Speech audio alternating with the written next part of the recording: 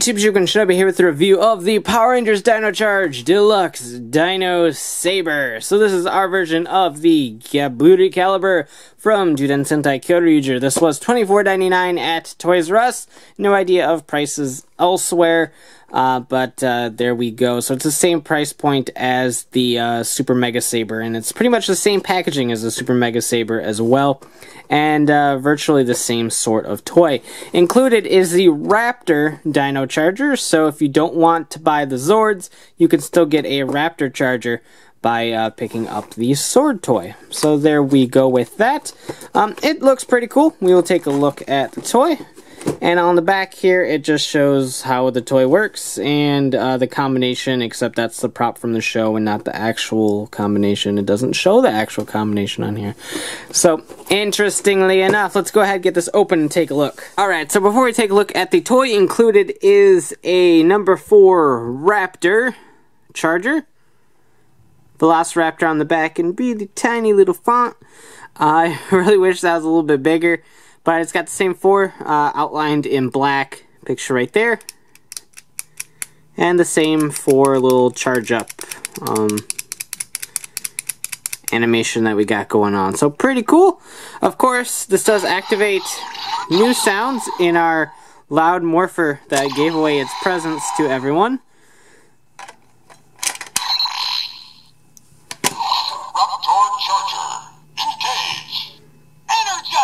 Raptor Charger. Yeah. Unleash the power.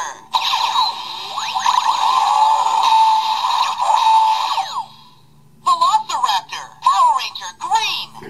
So here is the Deluxe Dino Saber, and it just doesn't really have that same sort of wow factor that the Super Mega Saber did, but I'll get to why I think that shortly. If there's one thing that Bandai America generally does good, it's sword toys, especially compared to the Bandai Japan releases. Yeah, those ones generally have more sounds and are better painted, obviously, but ours tend to be a little bit sleeker in the hilt area here and have a longer blade, so they generally look like more efficient weapons in the long run, and that's something I appreciate. The Gaburi caliber in Kyoryuger just had a very short blade, and it was really awkward and cumbersome to hold. But our release of the Dino Saber is actually pretty good. It's still got that problem that I didn't like with the Japanese version, that this part that plugs into the Dino Charge Morpher sticks out in this direction, which is how you're supposed to hold it. And so your wrist and the side of your hand gets a little bit annoying trying to hold it. So you end up holding on this like weird sort of tilt. However, if you hold it like the Green Ranger usually does and backhand it, it's actually pretty comfortable. So there's that anyway. I think it was just designed purely for him. But it's cool. The blade up here is the same material as the Super Mega Sabers was. Just kind of clear plastic, except it's cast in yellow instead of clear. Vinyl, maybe. I don't know what they call it. I don't know materials.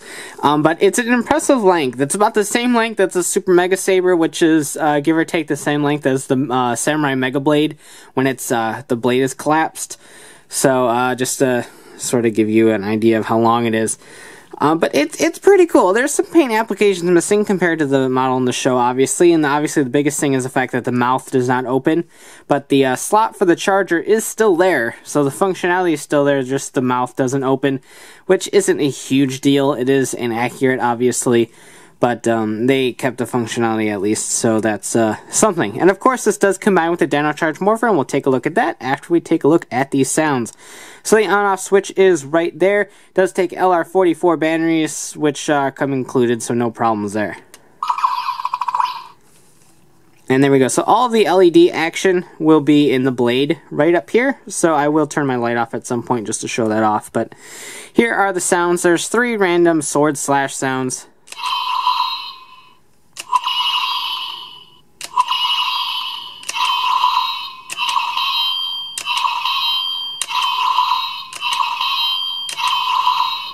I think we covered them all.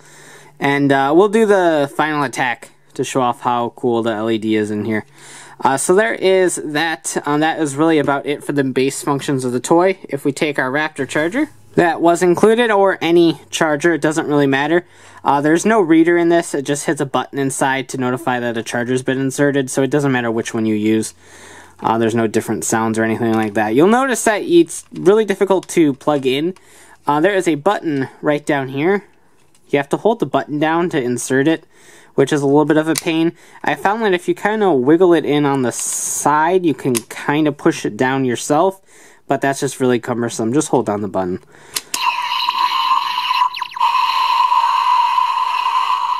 So you'll get that charged up noise, and we'll go ahead and hit the trigger. Uses that same sort of twirly sound that these toys keep using, and the show uses for that matter, which I don't really like those noises all that much. They're very Pac-Man-esque noises, but it is what it is. One more time. And there you go. So as I promised, let's turn the lights off.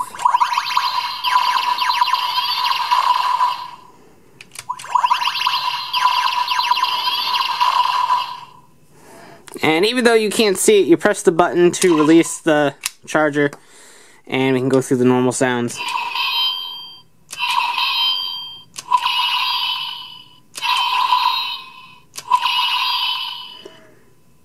So there we go.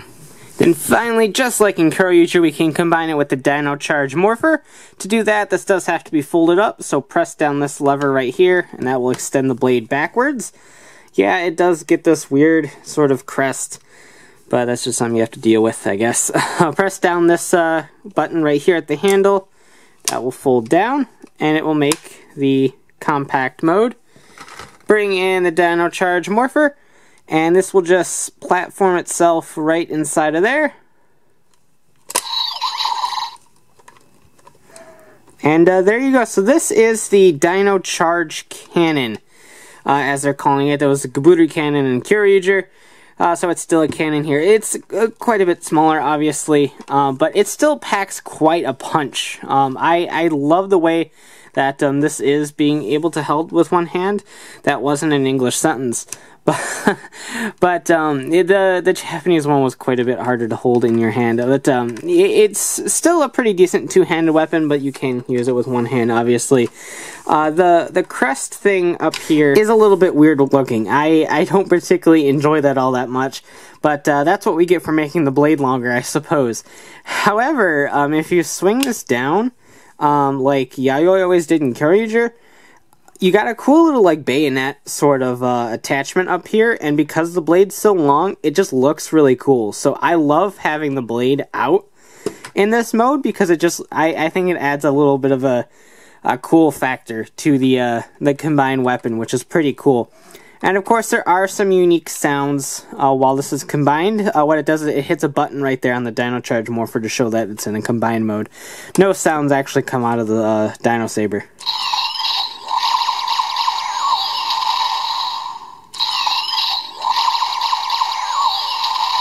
So you get that one additional sound, and then if you spin it,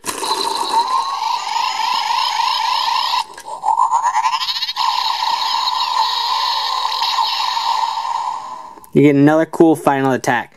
So this is pretty neat, and to let it go, you just hit both of the side buttons right here, and detach. So overall, I actually like this piece a lot. It's not the greatest sword. Bandai America's got a lot to overcome after making the Samurai Mega Blade. And like I said, I really like the 3 LEDs of the Super Mega Saber. So this is probably at the bottom of the deluxe sword toys for me, but that doesn't mean it's necessarily bad. The sounds are kind of wonky, but I really like what they did with the size and the shape of the weapon itself, plus the addition of the longer blade, and an LED in there doesn't hurt at all, to make it a pretty nice toy, and something that I appreciate quite a bit. I do love my LEDs. And the fact that it still combines with the Saber, or with the Dino Charge Morpher rather, just like it does in the show, is good as well. I was really worried that they were going to remove a feature like that. So that is pretty neat, and for the $24.99 price point, it really isn't all that bad. Plus it does come with a Raptor charger, which isn't really that big of a deal. The Raptor charger will be available in the Dino Charger 2 packs, as well as with the Raptor Zord, which we'll take a look at soon. So there's multiple ways of getting it. So I don't pick this up just for the charger, but if you have the Dino Charge Morpher, it's a nice little partner to it to make some fun playability options.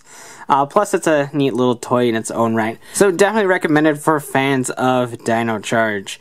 If you are looking for a Dino Charge vs. Kyoryuger comparison of this toy and the Gaburi caliber, please keep an eye on my blog. I'll have a very nice comparison sort of gallery, text write-ups, perhaps a video. A big feature. I plan on putting a lot of work into it, so do keep an eye on my blog. That should be up sometime in December. So thanks for watching, take care, and have a great one. Bye.